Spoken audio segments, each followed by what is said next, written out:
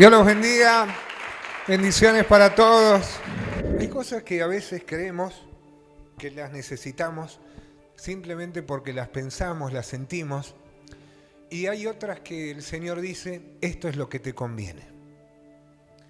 Hay cosas que nosotros queremos y a veces nuestra lucha es la lucha contra el tiempo, de cuando queremos estas cosas que queremos, y eso nos angustia, nos genera conflictos, presiones internas.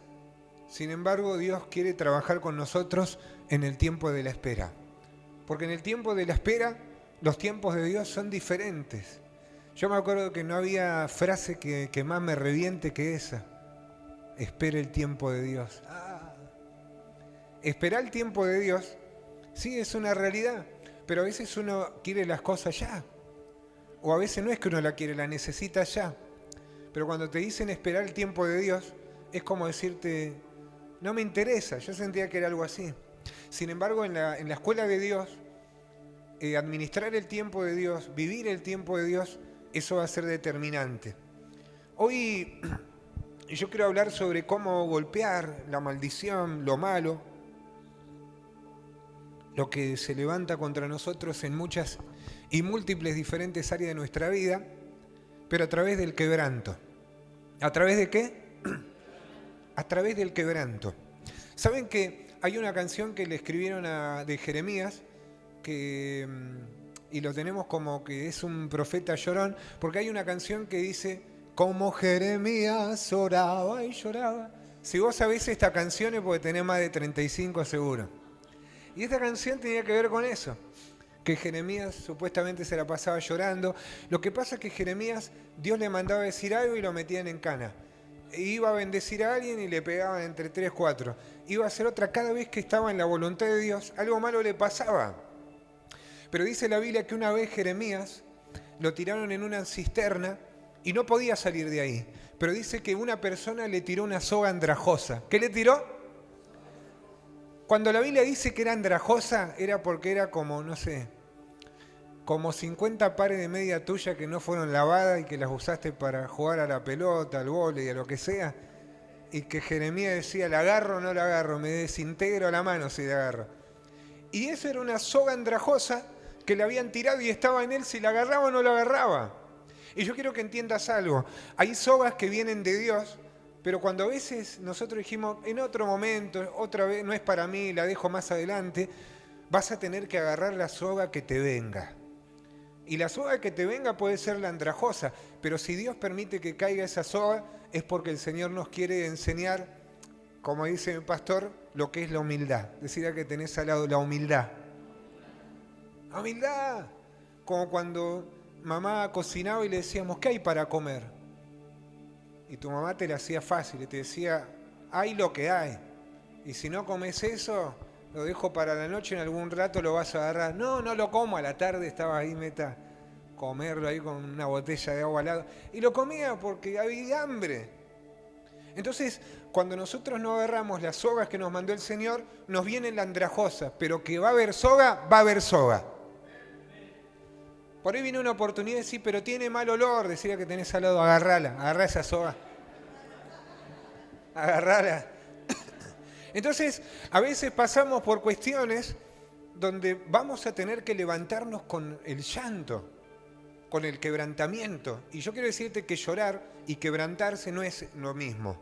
Dice la palabra que Dios tuvo que quebrantar a Jacob. Y no significa que lo hizo llorar. Significa que lo quebrantó. Y el quebranto es cuando te pasa algo internamente. Que en ese quebranto llorás pero entendés cosas de Dios y empezás a madurar. Y si no llorás, qué sé yo, perdés 10.000 pesos y llorás.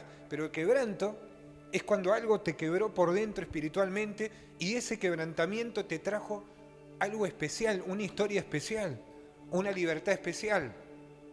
Entonces no hay mayor causa de llanto que no poder llorar. Y hay mucha gente que dice, yo no quiero llorar porque es un signo de debilidad, porque no puedo estar así delante de mi familia, porque no puedo hacer esto, lo otro. Y Dios quiere que derrames lágrimas. Hay momentos donde hay que derramar las lágrimas y no tiene nada de malo que llores, que te quebrantes delante de la presencia de Dios en la palabra, o en múltiples situaciones de la vida cotidiana. ¿Saben lo que dijo Jesús respecto a llorar? El Señor dijo, bienaventurados los que lloran, porque ellos serán consolados. Y entonces el Señor está viendo si derramás lágrimas o no derramás lágrimas. Pero una vez que las derrames en su presencia, Él dice, sos un bienaventurado y ahora me toca mi parte, te voy a consolar. ¿Saben? Cuando somos cristianos, nos va a tocar llorar con el que llora también. Eso es algo de los cristianos, que tenemos que llorar con los que lloran. Y yo, el día que pensé en este texto, no se refiere solo a entender al que llora, sino escucharlo y derramar lágrimas con esa persona. Yo hace tiempo escuché la historia de un hombre que dedicó parte de algunos años de su vida a ir a hospitales donde había niños internados con diferentes enfermedades y diagnósticos críticos. Y dice que él una vez tuvo la idea de disfrazarse para que los chicos se rían, pero cuando entró había llevado un balde lleno de pochoclos para que ellos puedan comer algo, y dice que vio un nenito que lloraba en la camilla, y le preguntó por qué lloraba, y le dijo que él había escuchado que el médico le dijo a la madre que en 2 o 3 meses él iba a morir. Así que agarró este hombre, agarró un pochoclo y agarrólo y le limpió una de las lágrimas y le dijo, mirá, y se la comió. Y inventó un juego con el nene que era comerse las lágrimas. Hasta que el nene de llorar empezó a reírse y le decía, si nos comemos las lágrimas se va la tristeza y esto y otras cosas. Y ese era el juego que hizo con otros nenes que también estaban llorando. Esta historia, que es una historia de la vida cotidiana, a mí me llevó a pensar si a veces vale la pena comerse las lágrimas de otros. Si a veces vale la pena poner el corazón en el corazón de otra persona y comer esas lágrimas. Y la contestación es sí. Vale la pena llorar con el que llora como reír con el que ríe. Eso es lo que Dios quiere que nosotros hagamos. Si vos podés estar en la necesidad de alguien y comer esa lágrima, estar en un momento, a lo mejor eso es lo único que se necesita. Y Dios, a través de tu vida, seguro está consolando a 1 o 2 o cuantas más personas. Hacelo, porque es un mandato de Dios, reír con el que ríe y llorar con el que llora. ¿Saben? En 1 Samuel 1:10 es el texto bíblico donde me quiero anclar para compartirles esto. Es la historia de una mujer llamada Ana, que no podía tener hijos, no podía dar a luz, no se sentía completa como mujer porque no pudo darle hijos al marido hasta entonces. Y según la ley judía, si tu esposa era estéril, vos podías tener otra esposa para que ella pueda darte hijos. La historia bíblica dice que cuando ella iba al templo, la otra mujer de su marido le refregaba los hijos que tenía y le recordaba a ella del problema que tenía, que era no poder dar a luz un solo hijo. La historia de esta mujer, ella se llamaba Ana. Lo único que quería era abrazar un hijo, es tener la bendición de ser mamá. Resulta que ella probó con todo, probó con tratamientos, iba a la iglesia, asistía al templo, acompañaba a su marido, probó con la oración también, sí, seguramente habrá probado con el ayuno, con alguna vigilia, pero resulta que nada le funcionó. Ella seguía estéril y veía cómo su esposo se alegraba con la otra esposa que tenía y con los hijos que le había dado. Hasta que dice que en una oportunidad Ana fue al templo, como cotidianamente lo hacía con su familia y con los otros hijos de su esposo. Y dice que ese día Ana no aguantó más y cuando entró en el templo empezó a orar y empezó a llorar de tal manera que rasgó su corazón en oración, que rasgó su corazón en el altar. Y en medio de ese llanto le pidió a Dios el milagro de tener un hijo. Bueno, la historia bíblica cuenta que en ese preciso momento donde ella estaba llorando, derramando su corazón en ese altar, vino el pastor de esa iglesia, que sería el sacerdote de esa sinagoga, Y entonces cuando la mira a ella que está llorando a los gritos, le dice, ¿no te da vergüenza andar chupando vino y venir acá a hacer líos? Dice, ¿no te da vergüenza andar haciendo berrinches acá? Llévate el mosto a otro lado, llévate el vino a otro lado. Y resulta que ella tiene que explicarle al pastor, al sacerdote, de que lo que está teniendo es una experiencia con Dios. ¿Qué estaba teniendo Ana? Estaba teniendo una experiencia con Dios. ¿Y saben qué? A los religiosos siempre hay que explicarles todo. Siempre hay que explicarles todo. Vos a los religiosos vas a tener que decirle por qué levantaste una mano, después por qué la bajaste, después por qué cuando lo subiste tenías un agujero acá, qué sé yo, después que cuando viniste, por qué tomaste agua, por qué tomaste té, por qué dijiste no tenés la Biblia. Un día una hermana vino acá de otra iglesia y me dice, pastor, le quiero pedir perdón porque yo sentí, como que escuché una voz que me dijo, agarrá la computadora del pastor y rompela contra el piso para que vuelva a predicar con la Biblia. Y le digo, no, hermana, le digo, imagínate si vos me haces eso, vos sabés por qué uso esto, porque yo tengo hijos chiquitos, le digo, y yo agarro un cuaderno y al otro día no tengo ninguna prédica, tengo así como un análisis del corazón, todo rayado, no leo nada, entonces acá mis hijos, los chiquitos no me lo pueden tocar. Sí, pero igual usted tiene... No entendía. Y cuando vos a los religiosos le vas a tener que explicar todo. Decir que tenés a los religiosos hay que explicarle todo. Hoy recibí un mensaje que decía, ¿por qué no se dedica a la psicología? ¡Wow! Y recibí otro mensaje que decía, no soy cristiano, pero me hizo muy bien la charla. ¿Así? Y otro otro que me puso un papiro, no lo alcancé a leer todo. Pero hay que explicar, y hay gente que sabe de la Biblia. ¿Por qué no habla del infierno? Me decía.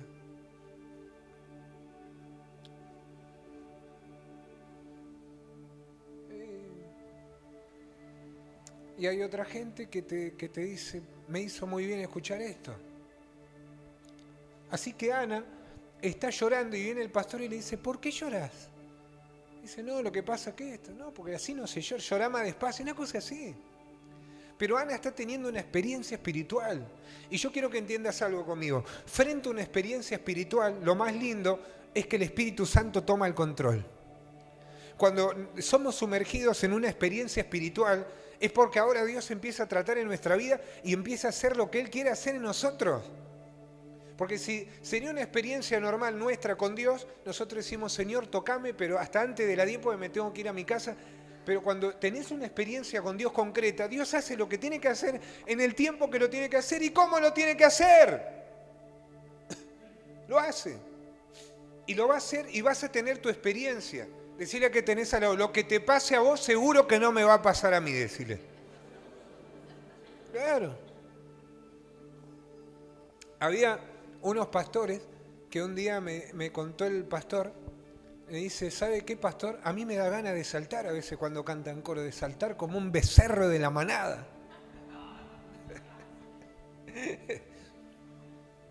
Como un resorte. Bueno, ¿y por qué no saltás, amigo? Le digo. Y me dice, no, porque mi esposa, un día estábamos en una reunión y yo estaba saltando, y me dice, deja de saltar, pareces un chimpancé. Dice. Qué mal. Si vos tenés la libertad de Dios, saltá. Entonces no saltó más por la esposa. Entonces no. Y se perdió. Y vos tenés una experiencia con Dios, tenés que tenerla vos. Ustedes porque no se congregaron acá hace 15 años atrás, 17 años atrás, 18 años atrás, cuando si no danzaba no eras nadie. Y yo me tengo una historia linda que si no danzaba no eras nadie, ni tenías novia ni te casaba tampoco si no danzaba. Y bueno, y yo tenía acá había unos amiguitos, estaba Carlito Barbosa, Gerardo Acevedo, que danzaban, que eran un tornado. Y no se chocaban nada, y otros, un montón acá. Y bueno, no era lo mío. No era lo mío la danza. Pero si vos no danzabas, eras un carnaza condenado a ir al infierno eterno. Y bueno, ¿a dónde estaba la escalera? ¿Acá o allá? Mirá, mirá. ¿De eso te acordás? ¿De esas cosas te acordás? No, porque ayer me hizo pasar vergüenza y conté esta historia. Y bueno, yo agarré y hice como la danza de la lluvia, habré hecho. Y bueno, yo no tenía la unción de mis colegas. Y quise que... Yo digo, calculo que si doy un par de piruetas, la tercera me toma el Señor y... Me pegué 2 piruetas, no sabía en qué país estaba. Quedé de cabeza como un tero en la tierra, con los pies así para arriba. Desparramados, ¿sí?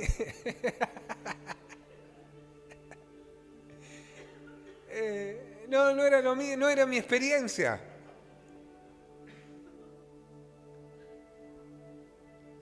Entonces antes no era, oh, mirá cómo predica, antes era, oh, mirá cómo danza. Así que yo estaba en el puesto número 20. Che, si vos danzás, sos el mejor, ¿eh? Sos la mejor, ¿no? Dale, ese es tu río. Pero para los que no, podés saltar ahí como el chimpancé, como el pastor amigo mío. Podemos danzar para Cristo de otra manera. Pero no pierdas tiempo contestando preguntas que son de experiencias que vos estás viviendo, que vos estás pasando. No pierdas tiempo haciendo eso, si no te puede pasar lo que le pasó a los apóstoles en la barca. Resulta que un día Jesús se les aparece caminando a los apóstoles en el medio del agua y Pedro estaba en la misma barca que los 11, pero Pedro tenía un espíritu aventurero. ¿Qué tenía Pedro? ¡Oh! Pedro tenía un espíritu aventurero. Jesús se aparece caminando entre medio de las aguas y los apóstoles empiezan a gritar, ¡un fantasma, un fantasma! Bueno. Y Pedro dice, no, si Jesús está ahí, yo quiero ir para ahí. Y los demás se quedaron con la fantasía de que, mirá qué bárbaro, Jesús está ahí, está caminando sobre el agua. Pero Pedro dijo, yo quiero llegar hasta donde está Jesús. ¿Qué dijo Pedro? Y nosotros tenemos que ser de los que salen de la barca y los que caminamos por la fe para tener una experiencia para llegar a donde está Jesús. Y por ahí me podés decir, sí, pero Pedro se ahogó en el camino. Sí, está bien, se ahogó. Pedro fracasó públicamente. Bueno, pero los demás apóstoles fracasaron silenciosamente.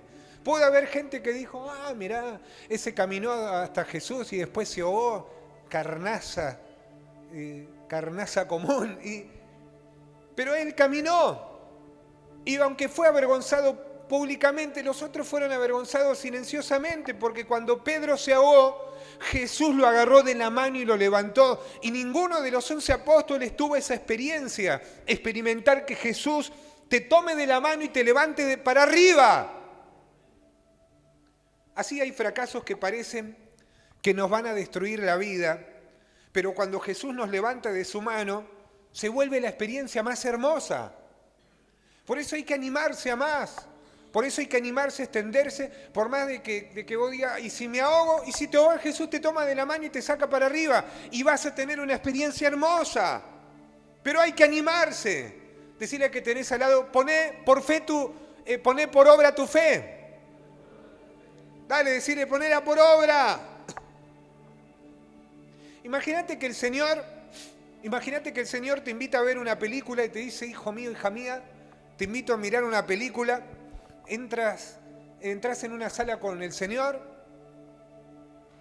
un balde de pochoclo, 2 sillones grandes ahí, y te sienta al lado de él y te dice, ¿sabés qué película vamos a ver? No, Señor, decime cuál. La película se llama Lo que pudiste haber sido.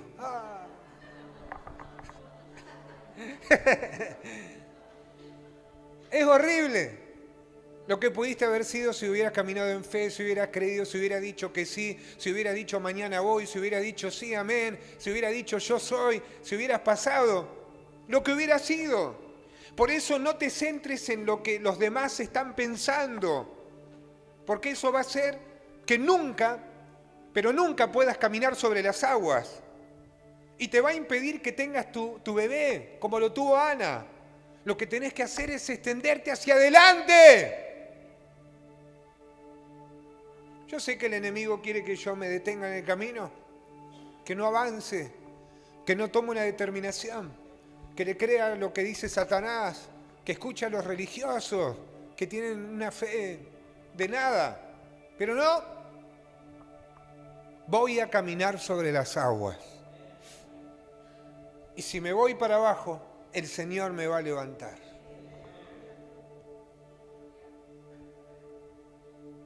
¿Quién te va a levantar a vos si te vas para abajo? ¿Quién? El Señor. Volvamos con Ana. Ella ora amargamente y algo empieza a pasar. Empieza a orar, empieza a orar, empieza a llorar. De repente empieza a llorar y algo empieza a pasar. ¿Saben? Yo no sé hasta qué punto la iglesia recuerda el poder de las lágrimas. Yo no sé hasta qué punto la iglesia recuerda el poder de derramar lágrimas en el altar, en la mañana, en la tarde, en la madrugada, en la hora que sea. Charles Spurgeon se lo conocía como el príncipe de los predicadores y él dijo, lo que mis palabras no alcancen a decir, lo dirán mis lágrimas en oración. Y saben, el apóstol Pablo dice que a veces cuando pedimos mal y por eso tenemos que pedirle al Espíritu para que Él nos ayude a pedir lo que nos conviene y Él lo va a hacer con gemidos indecibles, no con palabras conocidas. Y nos va a sumergir en un tiempo de quebranto.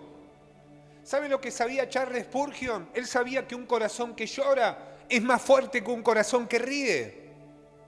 Es más fuerte. Un corazón quebrantado delante de la presencia de Dios. Es que el cristiano que toma buenas determinaciones y algo malo le pasa, o el cristiano que toma malas determinaciones y queda en stand-by, si ese cristiano, esa cristiana se entrega a Cristo, ahí viene lo más tremendo. Lo que dice la palabra, el que se humilla, Dios lo exalta. Y cuando Él te exalta, te da cosas en ese exaltamiento porque está viendo tu humildad. Dice mi Biblia que Dios resiste a los soberbios y le da gracia a los humildes. Y a veces no nos quebrantamos porque lo vemos como un signo de debilidad. ¿Saben? Yo noté que cuando una persona se convierte a Cristo o se acerca al Evangelio, 7 de 10, es muy sensible a las lágrimas, es muy sensible a quebrantarse en una alabanza, en una adoración, en una palabra. Pero cuando a ese cristiano le pasan los años, le pasan los meses, no sé qué le pasa, pero que se vuelve apático, se termina volviendo religioso, empieza a pensar qué van a decir los demás, se tapa la cara, porque derrama lágrimas. ¿Y saben qué? Lo único que mantiene una iglesia sensible son sus lágrimas. ¿Qué mantiene una iglesia sensible? Sus lágrimas. Y cuando perdemos eso, es porque alguna situación ya nos hizo callos en el corazón. Es porque alguna situación nos hizo callos. ¿Saben? Cuando yo era chico, me gustaba ver a mi abuelo haciendo asado porque cuando yo me ponía cerca de él y él hacía el asado, había alguna brasa color naranja, roja que se caía y mi abuelo la levantaba con la mano, nada de así, no, la agarraba y la ponía.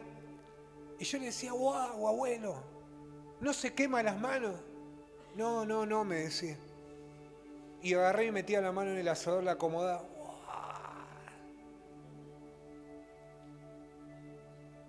Abuelo, le digo. Y yo un día le pregunté, abuelo, ¿no siente el fuego?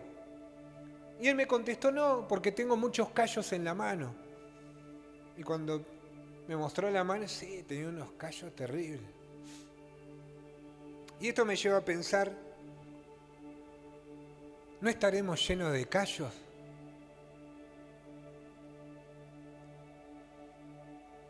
A veces como cristianos. Y perdemos la sensibilidad. Puede estar alguien quebrantado, puede estar alguien golpeando nuestro consejo como última puerta. O simplemente el Espíritu Santo y su fuego pasa por encima y no pasa nada. Puede ser que tengamos callos que con los años nos hacen perder la sensibilidad como a la mano de mi abuelo. Y nos da lo mismo por lastimaduras de decepciones que se hicieron callos, por lastimaduras de traiciones que se hicieron callos. Dios quiere que volvamos a llorar pasionalmente, no de tristeza, sino pasionalmente. Y esto no tiene que ver con las personas que nos rodeamos, sino con nuestro acercamiento al Espíritu. Por ejemplo, yo puedo decir, yo no lloro porque estoy al lado de dos témpanos de hielo y soy igual que ellos. No, porque podés tener tu corazón sensible sin contaminarte, por más que vivas al lado de dos témpanos de hielo. Si no, mirá Samuel. Samuel no era un joven llamado por Dios que vivía con los hijos de Elí, que eran peor que el diablo esos dos pibes. Sin embargo, él vivía con ellos y no los permitió nada en él. Él siguió escuchando a Dios, obedeció a Dios, creció, porque él aprendió a convivir con gente que no tenía a Dios. Y ¿saben qué? Él aprendió que esa gente le estaba enseñando lo que no tenía que hacer ante los ojos de Dios.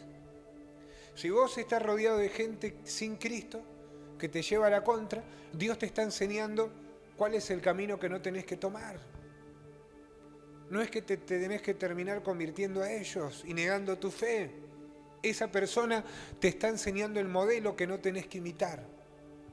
Decirle a que tenés al lado, no los rechaces, pero hacete fuerte. Ahora, bíblicamente, las lágrimas estremecen al cielo. Me atrevo a decir que una lágrima en oración es una de las monedas más poderosas en el cielo. Cuando yo veo a alguien que está orando y derrama lágrimas en el rostro, digo, ahí hay una oración contestada. A mí me late eso, me parece que puede ser. Cuando veo a alguien que está orando pasionalmente y derrama lágrimas, si ustedes quieren, yo puedo dar vuelta a este mensaje y llevarlos a Juan 11:35. Dicen que es el versículo más corto de la Biblia. ¿Y saben lo que dice? Jesús lloró. ¿Por qué llora Jesús? Jesús tiene que ir a ver a Lázaro que murió y resulta que Lázaro es su amigo, Marta es su amigo, la hermana, María, son amigos de él. Dice que de las casas que Jesús visitaba, en Betania la casa de ellos era la más concurrida. Pero ir a la casa de un amigo era como ir a la casa de tu amigo, te sacaba la sandalia, te sentaba. Por ahí le decían, Jesús, hicimos la pizza con napolitana que te gusta. Oh, qué bueno. Iba a la casa de sus amigos. Había sobremesa, por ahí estaban hasta la madrugada. Pero dice que en el momento que Lázaro se enfermó y los apóstoles le decían, ¿por qué no vamos? Y pasó otro día y decía, ¿por qué tardás tanto? Ese fue uno de los conflictos de ellos. Porque cuando vos le estás diciendo al Señor, si hubieras venido antes mi hermano no hubiera muerto, le estás diciendo, este problema te superó Dios. En ese capítulo de la Biblia Jesús llora. Marta le dice, si hubieras venido antes, mi hermano no hubiese muerto, hace 4 días que murió. Y ahí dice la palabra que Jesús lloró. ¿Vos llorarías por alguien que sabés que podés resucitar? No. Jesús está llorando porque resulta que no puede creer que sus amigos, su círculo más íntimo, ahora está dudando de él.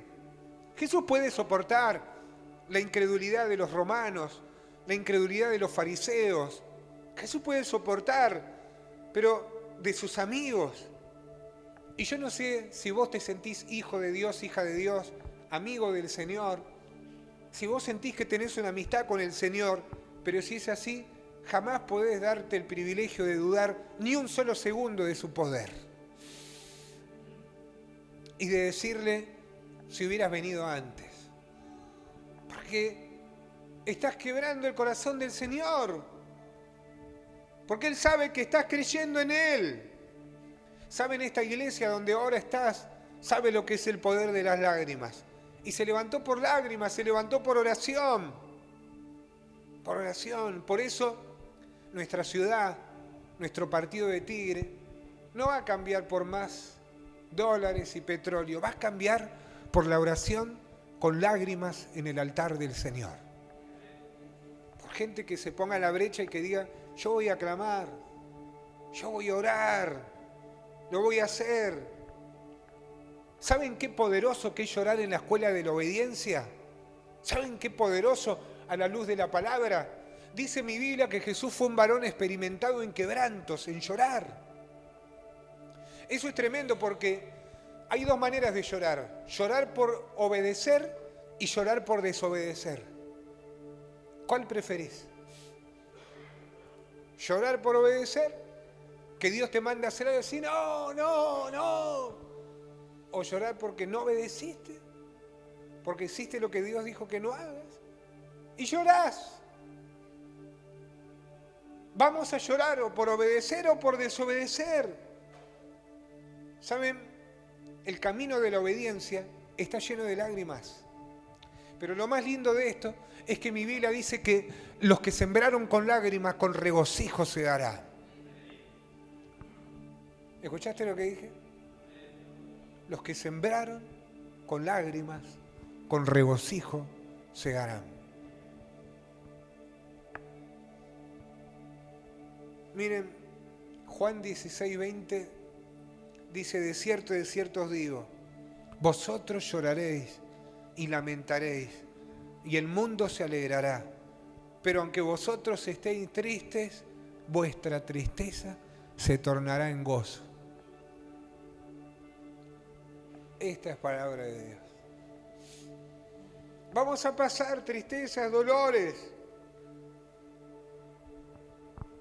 Alza tu mano al cielo y decí conmigo, las lágrimas llegan primero y las victorias llegan después. Vamos a decirlo, las lágrimas llegan primero y las victorias llegan después. La gente que no llora en la vida de Cristo es gente vendada. Pero cuando vos llorás delante de la presencia del Señor, ahí empezás a ver de otra manera. Las lágrimas limpian la visión espiritual de los cristianos. Las lágrimas limpian nuestra visión. Por eso hoy es momento de pensar que, como dijo David, el Señor tiene una redoma donde están cada una de nuestras lágrimas. Eso es tremendo. Pero si yo a la lágrima la derramé acá, no, hay una fuente espiritual. Como que algo, la lágrima tiene un viaje espiritual, astral, un viaje astral cósmico, que mientras yo estoy llorando acá, una redoma está tomando mis lágrimas y la está llevando como cenizas de un guerrero ante la presencia del Señor.